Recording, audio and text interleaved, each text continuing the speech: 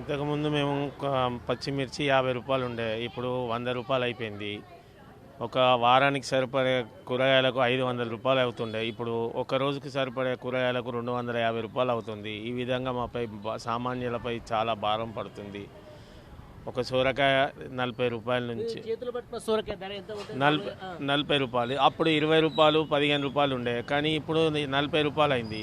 టమాటాలు చూడండి, అప్పుడు 20 రూపాయలు కిలో ఉండే గత నెల కింద, ఇప్పుడు టమాటాలు 50 రూపాయలు కిలో అయింది. ఒక సామాన్య వ్యక్తి కొనాలంటే ఒక రోజుకు సరిపడే కూరగాయలకు దాదాపు 200 రూపాయలు వెచ్చించాల్సి వచ్చింది. బెండకాయలు 50 అయినాయి, టమాటా 60-70 అంటున్నారు, బీరకాయ 80-90 అంటున్నారు, మిర్చి 100 రూపాయలు అంటున్నారు, వంకాయ 50 రూపాయలు, చిక్కుడి 100 రూపాయలు, కాకరకాయ 60 రూపాయలు.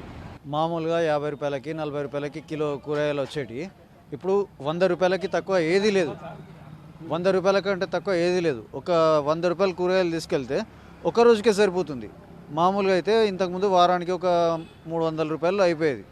ఇప్పుడు దగ్గర దగ్గర 600 రూపాయలు 700 రూపాయలు ఒక వారానికి ఖర్చు అవుతుంది. రేట్లు మొత్తము కంప్లీట్ డబుల్ అయిపోయినాయి. దానివల్ల సామాన్య ప్రజలకి బాగా ఇబ్బంది అవుతుంది.